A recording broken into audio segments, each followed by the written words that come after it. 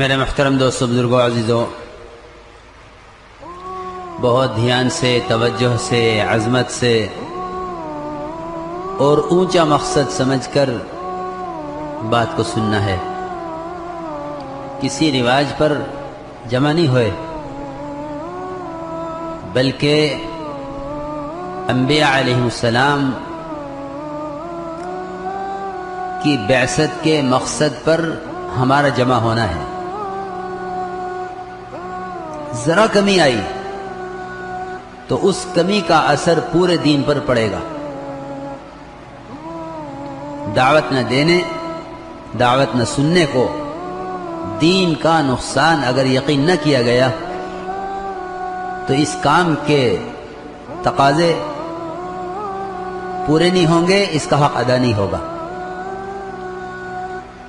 اس لیے بہت عظمت سے، دھیان سے، توجہ سے بات کو سنا جاوے،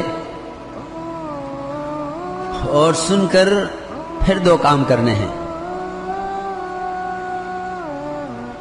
ایک تو اس کی دعوت دینی ہے دوسروں کو، اور دوسری شرط یہ ہے کہ دعوت عمل سے دینی ہے۔ دعوت دینی ہے اور عملی دعوت دینی ہے، اس لیے کہ کام کا مقصد امت کو مشاہدے کا دین پیش کرنا ہے۔ پورے دین کی دعوت ہے، پورے دین کے ساتھ۔ اس لیے میرے محترم دوستو، یہ دو شرطیں ہیں کہ عملی دعوت دی جاوے اور اپنے عمل میں ترقی اور اللہ کے قرب کی غرض سے دعوت دی جاوے۔ قرآن صاف طور پر ہر ایمان والے سے دعوت اللہ، اللہ کے قرب کا سب سے زیادہ مؤثر اور سب سے زیادہ یقینی راستہ ہے۔ دعوت اللہ، اللہ کے قرب کا اور اعمال میں ترقی کا سب سے زیادہ مؤثر اور یقینی راستہ ہے۔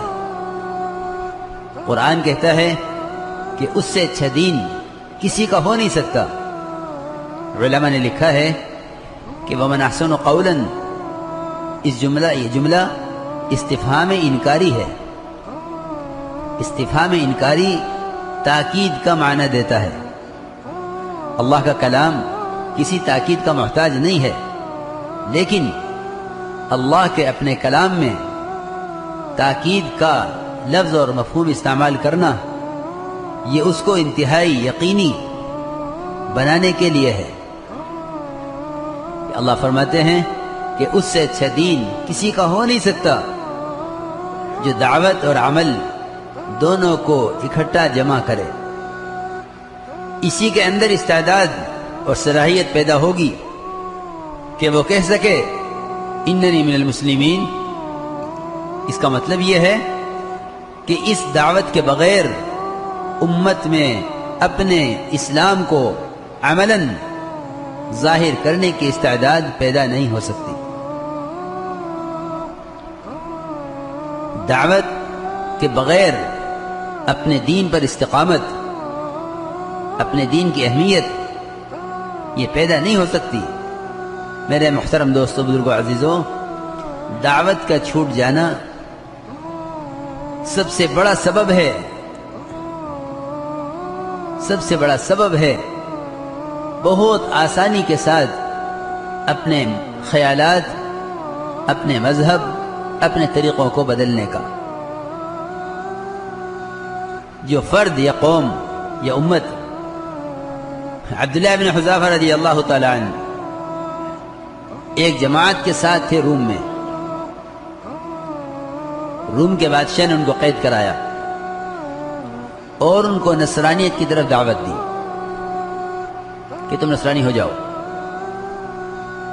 فرمایا عبداللہ بن حذافہ رضی اللہ تعالی عنہ نے، بلکہ بادشاہ نے یہ کہا کہ اگر تم نصرانی ہو جاؤ تو میں تمہیں اپنی آدھی بادشاہت دے دوں۔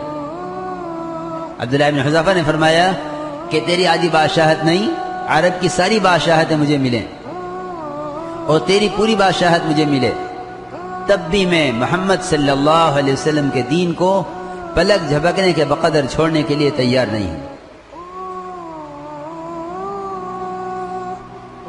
یہ استعداد امت میں صرف دعوت کی وجہ سے باقی تھی۔ امت میں سے دعوت نکلی تو امت کے اندر سے اپنے دین کی اہمیت، اپنے دین پر استقامت ختم ہو گئی۔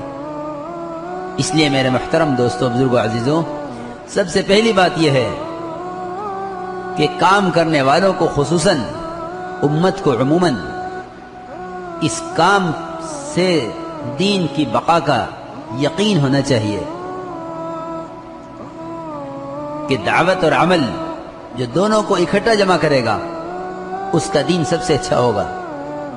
اسی کے اندر استعداد اور صلاحیت اس کی ہوگی کہ وہ اپنے اسلام کو باعتبار عبادات کے، باعتبار عقائد کے، باعتبار یقین کے، باعتبار معاملات کے، باعتبار معاشرے کے، باعتبار اخلاق کے، دین کے جتنے شعبے ہیں ان سارے شعبوں کے اعتبار سے عملی دین پیش کر سکے، اس کی استعداد دعوت سے باقی رہے گی۔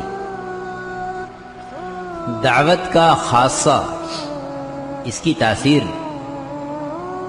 یقین کا پیدا کرنا ہے۔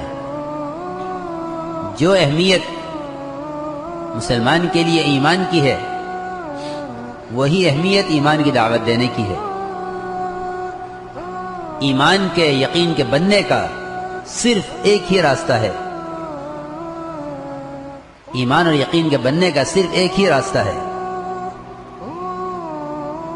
کہ اس ایمان کی طرف دعوت دی جاوے جو ایمان مطلوب ہے۔ اس کے سوا اور کوئی راستہ یقین کے بننے کا نہیں ہے، کیونکہ خود صحابہ کرام کو حضور اکرم صلی اللہ علیہ وسلم کی طرف سے ایمان کی تجدید کا حکم ہے، اور اللہ رب العزت کی طرف سے خود ایمان والوں کو ایمان لانے کا حکم ہے۔ میرے محترم دوستوں، بزرگوں، عزیزوں، سب سے پہلے بنیادی مقصد اس محنت کا یقین کی تبدیلی ہے۔